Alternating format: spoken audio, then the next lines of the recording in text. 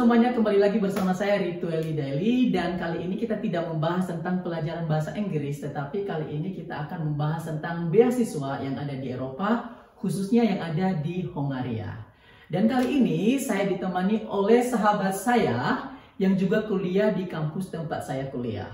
Dan kebetulan beliau adalah penerima beasiswa ini. Jadi kali ini kita akan membahas tentang beasiswa ini, tentang bagaimana persiapannya, syaratnya apa saja, dan sampai pada apa saja yang di-cover oleh beasiswa ini. Jadi langsung saja kita tanyakan kepada beliau. Oke, halo bro, apa kabar? Baik, gimana? Ya, habis summer holiday ini ya, kayaknya agak-agak gelap. Betul sekali, jadi karena sekarang ini lagi musim panasnya, di mana musim panas adalah musim libur. Dan beliau ini di sini kebetulan tinggal bersama keluarganya, bersama 2 anak ya. Ya. Dan mereka juga habis liburan. Liburan kemana aja bro? Kemarin ke Praha sama Munchen. Oke, jadi mereka ke Czech Republic dan juga ke Jerman. Dan nah itulah kelebihannya teman-teman. Kalau misalnya kalian kuliah di Uni Eropa, di negara mana saja di Uni Eropa, maka kalian dengan mudah bisa pergi ke negara-negara di Uni Eropa lainnya. Asal punya uang. Asal punya uang. Dan pasti punya uang kalau nanti kalian mendapatkan beasiswa. Karena Uni Eropa itu banyak sekali negaranya. Ada Italia, Prancis, Jerman, Belanda, dan lain sebagainya. Jadi kalau kalian tinggal di salah satu negara itu, kalian bisa pergi ke mana saja di beberapa negara itu. Oke, itu tentang liburan ya. Dan sekarang kita langsung saja pada pembahasan pertama. Pertanyaan pertama ya. Oke bro, perkenalan dulu. Oke, nama lengkap ya. Nama lengkap Muhammad Bigwanto, biasa dipanggil Big ya. BIG ya, gampang jadi ingatnya. Mr. Big. Jadi sehari-hari dosen, sekarang sedang S3 di LT, tapi di fakultas yang berbeda ya. Iya, kita di fakultas yang berbeda. Saya di Fakultas Psikologi dan Education. Oke, jadi kita kuliah di universitas yang sama teman-teman, namanya Edwards Lawrence University. Biasa orang panggil LT. LT, ya kita panggilnya LT, dan dia juga ngambil doktoral ya. Doktoral. Jadi S3. Jadi doktoralnya doktoral psikologi, tapi departemennya di sosial psikologi kalau saya. Oke. Ya, tapi sebenarnya kalau disiplin ilmu saya di home based university di Indonesia itu public health. Ya ada. Ngajar di mana di Indonesia bro? Di Muhamka, Muhammadiyah, Profesor Dr. Hamka. Ngajar jurusan apa? Sama. Jadi fakultasnya Fakultas Ilmu Kesehatan, Kesehatan Masyarakat dan program studinya. Jadi lebih ke arah kebijakan kesehatan sih. Jadi di sini di LT di sosial psikologi juga ke arah kebijakan kesehatan, lebih ke arah sana. Kapan mulai kuliah di Hongaria ini, di Budapest? Saya mulai tahun lalu ya. Jadi hari ini persis hari di mana? Iya, 1 tahun. Oke, tanggal 1 September ya? 1 September. Oke. Genap 1 tahun. Dan gini bro, ini kita membahas tentang beasiswa. Jadi kalau boleh tahu, apa nama beasiswanya? Jadi nama beasiswanya beasiswa dari pemerintah Hongaria ya, namanya Stipendium Hungaricum.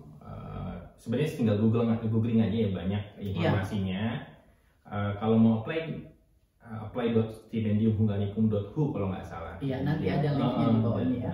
Oke teman-teman, nanti kalau misalnya ada pertanyaan seputar beasiswa ini, nanti ada link Instagram Bigwanto di deskripsi video ini. Kalian nanti bisa klik link Instagramnya, kalian bisa follow, dan juga nanti bisa tanya-tanya kalau misalnya nanti ada pertanyaan tentang beasiswa tentang beasiswa ya.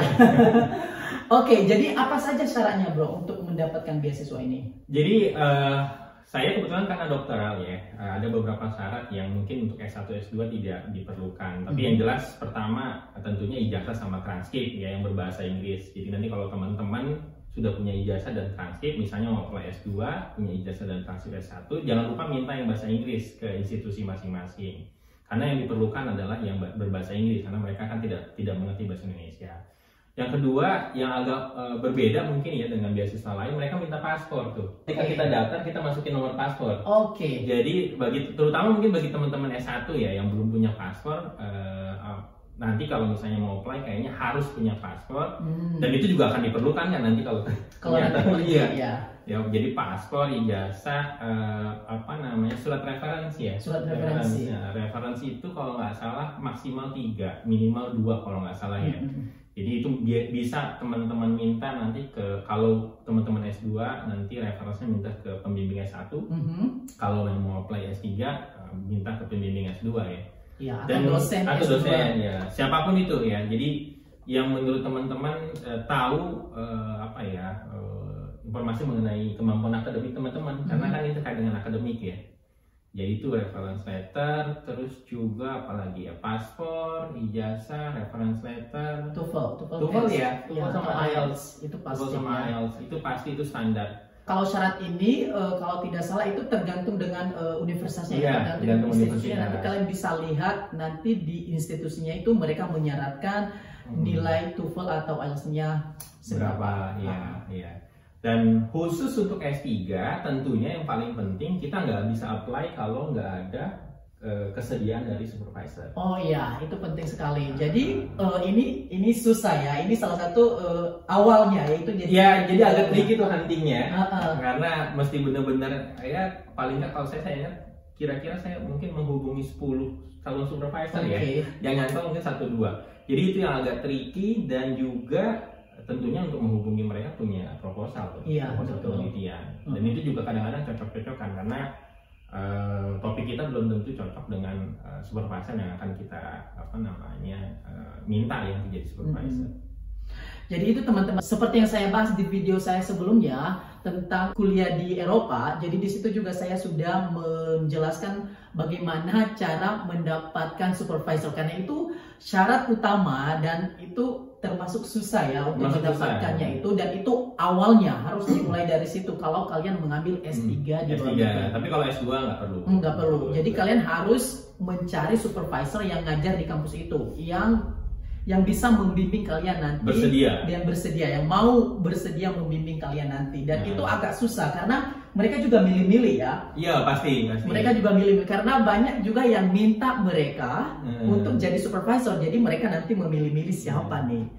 Dan mereka punya kuota. Dan mereka juga punya kuota. Jadi selain pilih-pilih dan harus cepat juga untuk mengirim mereka.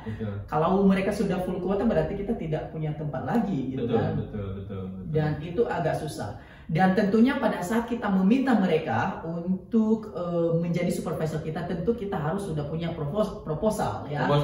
Berapa lembar itu proposalnya? Sebenarnya nggak perlu banyak ya, karena mereka juga nggak punya waktu untuk baca berlembar-lembar. Jadi mungkin 2-3 lembar cukup. Iya, 2-3 lembar saja. Waktu itu saya sih 3 lembar ya, 3 lembar gitu. Jadi di situ semua harus sudah ada rencana penelitian kita seperti apa, harus jelas, itu singkat, padat dan jelas. Karena tadi seperti yang dia bilang, mereka tidak punya waktu untuk membaca yang banyak-banyak. Jadi 3 lembar saja maksimal 4 lembar lah. Singkat, tapi jelas. Yang mau kalian teliti apa. Dan itu yang trikinya itu bahwa kalau di Indonesia ya itu supervisor boleh membimbing siapa saja. Nah kalau di Eropa mereka tidak seperti itu. Mereka punya topik masing-masing, topik research interest masing-masing, ada topik-topiknya. Jadi kalian harus jeli mencari supervisor yang topiknya itu sesuai dengan penelitian kita, proposal kalian. Itu bisa cari sebenarnya, lihat di doctory.hu ya. Kalau di Hungaria ada, jadi ada. Semua supervisor database-nya ada di situ, penelitian tentang apa ada di situ. Jadi bisa teman-teman lihat di doctory.hu.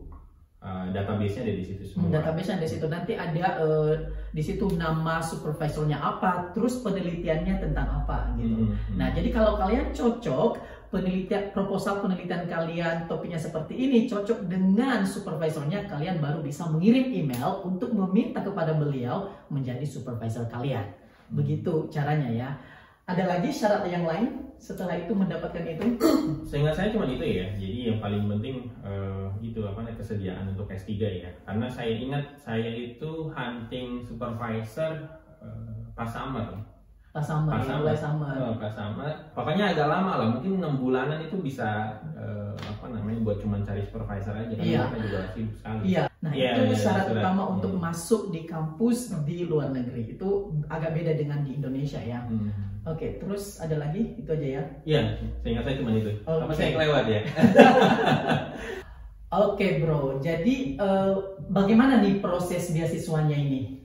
Ya, ini agak berbeda ya dari beasiswa lainnya. Jadi mereka punya istilah sending partner ya. Oke, iya, sending partner. Jadi setelah kita ngisi aplikasi di stipendiumhungarikum.hu, itu kalau saya dulu diwajibkan untuk mengirimkan semua berkas yang diupload di website tersebut ke Dikti. Ke Dikti, oke. Jadi ketika kita apply, kita kan kirim upload berkas-berkas, dan formulir dari hasil aplikasi yang di website itu juga bisa di-download, ya, dikirim ke Dikti.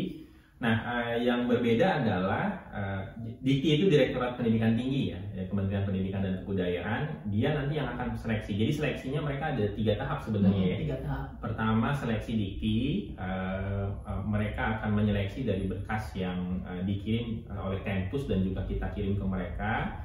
Ketika lolos dari Dikti, itu nanti proses selanjutnya adalah seleksi di universitas. Oke, seleksi di universitas. Jadi kalau pengalaman saya ketika itu seleksi diwawancara ya, diwawancara ditemani oleh calon supervisor dan ada 2 dosen lain yang menguji.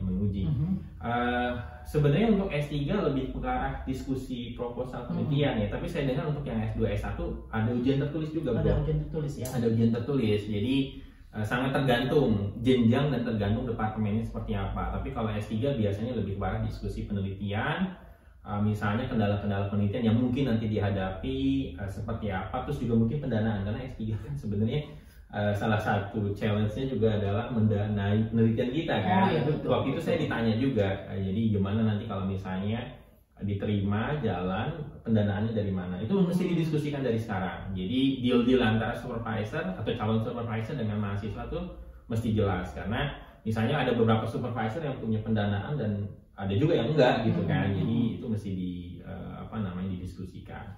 Nah, yang menarik adalah kita boleh memilih 2 kalau nggak salah ya, 2 universitas, dua institusi. Sebenarnya bisa satu universitas, misalnya jurusan yang berbeda juga bisa, tapi rata-rata 2 universitas ya. Jadi waktu itu saya wawancara dengan 2 universitas. Di mana aja? LT sama Corvinus. Oh, ke Corvinus. Oke, di sini juga ya. Ya, di Budapest juga. Jadi itu bisa pilih teman-teman. Nanti kalau diterima dua-duanya, tinggal bisa milih nanti. Bisa milih mau yang mana. Diterima dua-duanya? Enggak. Diterima oleh Corvinus lewat ya. Jadi cuma LT. Karena mungkin juga lebih ke cocok apa enggaknya ini ya, bidang ilmu kita dan sebagainya. Ya. Jadi nanti kalau misalnya diterima kedua-duanya bisa milih, tapi kalau diterima hanya satu ya itu yang nanti akan kalian jalani. Tapi ya belum selesai. Jadi setelah universitas, jadi tadi Dikti lolos, kita lanjut nanti seleksi universitas. Kalau universitas lolos, paling nggak ada 1 dari 2 yang menerima. Nah, itu nanti ada seleksi dari stipendiumnya sendiri, beasiswanya. Jadi diterima dari Dikti dan diterima dari universitas itu tidak menjamin kita dapat beasiswa. Apa yang mereka itu seleksi? Saya nggak ngerti apa, mungkin lebih ke pertimbangan kuota gitu-gitu ya. Emang ada yang? Iya, ya ada yang nggak lulus. Banyak orang bilang chance-nya sangat kecil untuk tidak lulus ya kalau sudah sampai seleksi universitas. Tapi ada juga yang tidak lulus. Ada juga yang tidak lulus. Mungkin masalah kesehatan kali ya. Oh ya, itu nanti itu juga syarat terakhir tapi enggak, kesehatan itu setelah kita dinyatakan lulus baru medical check up. Kalau kita sudah dinyatakan lulus dinyatakan lulus oleh stipendium, baru kita medical check up. Dan medical check up 2 kali, Bro. Di mana? Di Indonesia sama di sini? Di sini juga ya? Yes, di sini juga. Jadi bagi teman-teman yang takut sama suntik seperti saya, itu 2 kali ambil darah. Ya anyway, itu mesti kita lewatin juga. Ya. Dan setelah itu baru urus visa ya? Baru urus visa. Kalau semuanya, jadi nanti ketika kita sudah lulus, mereka ngeluarin kayak letter of award ya, semacam kayak keterangan bahwa kita adalah penerima beasiswa ini, jumlahnya sekian sekian sekian, dan diterima di universitas ini. Jadi itu sih untuk ngurus ke kedutaan. Oke, jadi teman-teman ada 3 tahap seleksi ya. Yang pertama adalah dikti. Nah, dikti adalah sending partner. Ini adalah persetujuan antara pemerintah Indonesia dan pemerintah sini. Sebenarnya yang memberikan beasiswa adalah pemerintah sini, tetapi ada semacam kerjasama ya. Jadi kerjasama ini adalah artinya dikti ini adalah yang memilih siapa saja yang dikirim ke sini. Dan dikti punya kuota berapa ya kalau nggak salah itu. Yang saya dengar untuk Indonesia itu masih di angka 100 ya. Iya 100, jadi nggak banyak sebenarnya. Jadi 100. Ya tidak banyak ya. Dan itu pun S1, S2, S3 ya. Iya, jadi kalau nggak salah itu S3 itu 50 orang. 50 orang. S1-nya lebih dikit ya. Iya, S1, S2 itu 50 orang. Jadi 100 orang itu dikit sekali. Mudah-mudahan tahun selanjutnya akan bertambah sehingga kalian bisa apply beasiswa ini ya. Oke. Jadi setelah itu dikti tadi, baru nanti kalian harus diseleksi oleh kampus. Ya, jadi nanti ada kalau tidak salah itu lewat ini ya, lewat Zoom ya atau lewat Teams, lewat Teams. Ya, lewat Teams. Mereka lebih terbiasa pakai Microsoft Teams ya di sini dibanding Zoom ya. Jadi mungkin nanti teman-teman juga kalau kuliah di sini jangan heran karena di LT nggak tahu di fakultas masih. Iya, waktu sempat online sama Teams kita ya, pakai Teams. Ya, sama Teams. Jadi lebih pakai banyak Teams di sini ya dibanding Zoom. Saya juga awal-awal nggak gitu familiar ya, tapi ya lama-lama familiar juga. Iya, jadi setelah yang kedua itu universitas adalah yang terakhir tadi adalah si beasiswanya. Dia seleksi lagi dan kemungkinan kecil sih tidak lolos. Jadi kemungkinan besar. Tapi ada yang tidak lolos. Tapi ada saja. Nggak tahu alasannya apa mereka. Memang ya sampai sekarang mungkin itu juga kewenangan mereka ya. Termasuk yang dikti juga sebenarnya kita nggak pernah tahu ya. Kalau ditolak tuh kenapa gitu kan nggak tahu ya. Kalau yang universitas itu ada, saya yang Corvinus itu di dalam surat penolakan mereka dijelaskan apa penolakannya kalau universitas ya. Dan pertanyaan selanjutnya bro, saya mau tanya itu udah pasti kalau beasiswa ini kita tidak bayar uang kuliah kan? Iya, uang kuliah di cover. Dan ada uang bulanannya berapa itu? Ya, stipennya itu berbeda antara jenjang. Untuk yang S3 itu 180.000 foreign. Oke, 180.000 foreign. Itu berapa itu kalau di rupiah sekarang? Sekarang kurs rupiah itu kalau nggak salah 1 foreign itu 3, ya katakan 40 ya. Dulu sih tahun lalu waktu saya pertama sampai 50 ya. 50 loh, 50 gara-gara inflasi. Ya, tapi nanti di tahun ketiga untuk PhD dia akan naik ya. Jadi dari 180 jadi 220, jadi ada tambahan 40.000. Lumayan itu 40.000 itu. 40.000 itu kalau yang sekarang kurs 40 ya berarti 1.600.000 ya. Jadi nambah 1.600.000 setelah tahun kedua selesai pada saat masuk tahun ketiga ya. Ya, setelah lulus ujian komprehensif. Jadi ini yang berbeda nih kalau di sini ada istilahnya ujian komprehensif ya. Iya. Untuk S3. Jadi tahun kedua semester keempat ya, itu di akhir semester keempat kita ada ujian komprehensif. Kalau itu lulus kita berhak lanjut ke semester selanjutnya dengan untuk penelitian dengan embel-embel dokter kandidat istilahnya gitu kan. Mungkin karena levelnya naik gitu, mungkin stipendinya naik. Iya, dan mungkin juga karena kita butuh biaya juga bro untuk penelitian. Karena penelitian kita juga perlu dana untuk mana, jadi makanya dikasih tambahan. Tapi itu tidak berlaku untuk S1 S2. Oh iya. Kalau S1 S2 itu kayak yang kecil ya. Lebih kecil, jadi dia sekitar 80.000 sekian ya, 80.000 per bulan. Itu udah termasuk akomodasi dan sebagainya ya. 80.000 itu berarti berapa ya kalau dirupiahin? 80.000 kalau 80 ya. Kalau kali 4 itu 3.200.000. Iya kan nggak gede ya sebenarnya. Iya nggak gede. Tapi biaya hidup di Hungaria itu nggak terlalu besar kok. Jadi nggak seperti yang di Jerman, nggak seperti yang di Prancis. Iya. Dan di sini nggak usah khawatir tentang lagi itu karena di sini juga bisa kerja ya. Ada beberapa juga teman-teman kita dari Indo juga yang kerja di sini dan gajinya lumayan ya, bisa untuk menutupi gitu. Iya. Mungkin part time itu kalau saya dengar dari teman-teman kalau part time sekitar berapa? 200.000 ya, berarti sekitar 2 kali 8 juta. Itu 8 juta. Iya, jadi part time di sini bisa sampai 8 juta. Bisa, kalau kalian kuliah di sini bisa kerja part time. Tapi capek loh. Capek juga. Ya. Nggak apa-apa, yang penting bisa kuliah ya, sambil kerja kan part time. Kalau part time itu 4 jam, kerjanya 4 jam sehari, kalian bisa dapat uang sampai 8 juta per bulan gitu ya. Jadi lumayan lah untuk bisa traveling nanti pada saat liburan, bisa keliling Eropa gitu kan. Nah kalau kan di sini kan sama keluarga ya, ada anak, ada istri, ada 2 anak, dan sekarang anaknya udah TK ya, udah TK, SD, masuk SD sekarang. Masuk SD, 1 September ini masuk SD, yang paling kecil belum umur 2 tahun. Belum ya, dan apakah menutupi? Nah, ini benar yang menarik. Jadi sebenarnya kalau teman-teman bawa keluarga, hampir bisa dipastikan tidak bisa mengandalkan uang beasiswa. Iya, pasti kalau keluarga ya. Tapi kalau sendiri pasti bisa. Oh iya, kalau sendiri sih sendiri bisa sambil jalan-jalan bahkan. Bisa sampai jalan-jalan ya. Kalau anak S3, Stephen S3 cuma tinggal sendiri ya bisa sambil jalan-jalan sebenarnya. Atau ya, jadi kalau untuk yang S3 karena rata-rata dosen biasanya kan ada penghasilan tambahan ya. Ada penghasilan tambahan dari institusi masing-masing, ya gaji pokok lah. Itu cukup membantu.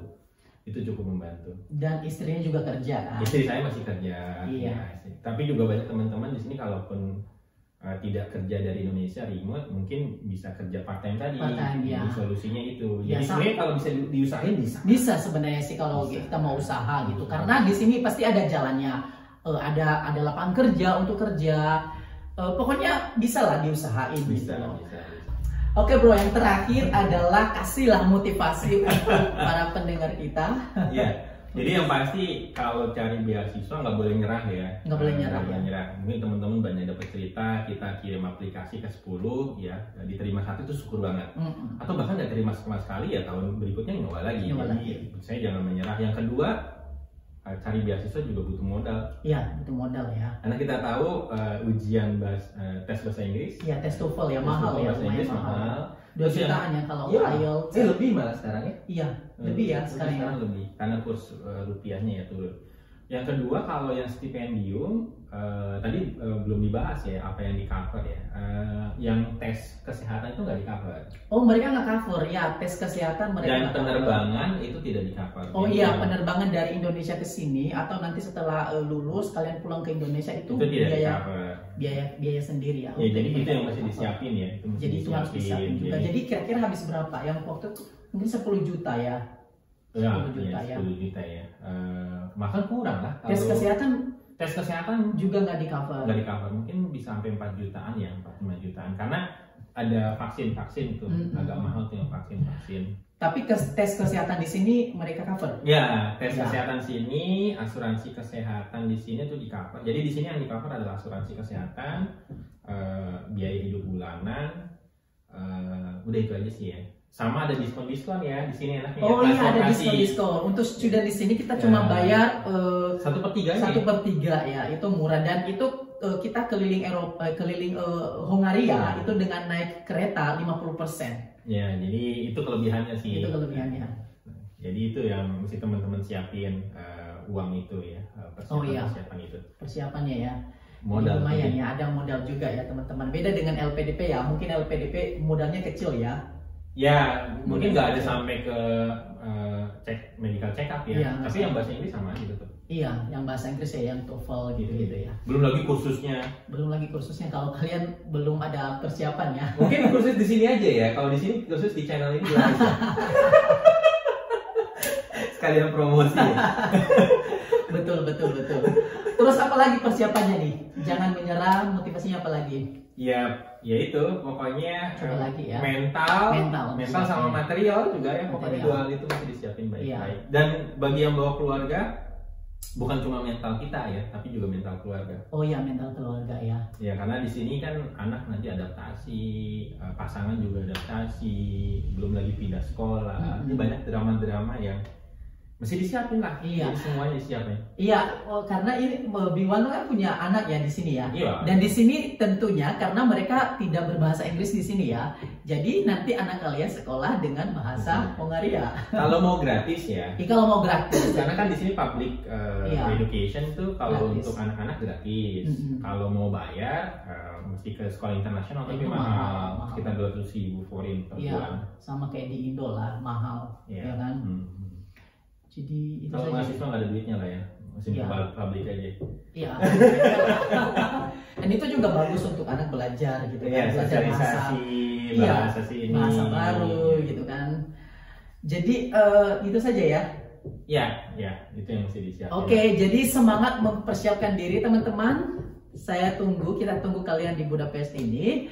Dan saya lagi ingatkan sekali lagi, kalau misalnya nanti ada pertanyaan, link Instagram Mas Mikwanto ini ada di deskripsi video ini. Kalian tinggal klik, kalian follow lah dia. Nanti tanya-tanya kalau misalnya ada pertanyaan. Oke, jadi sampai jumpa di video selanjutnya. Sukses. Sukses. Thank you bro. Sama-sama.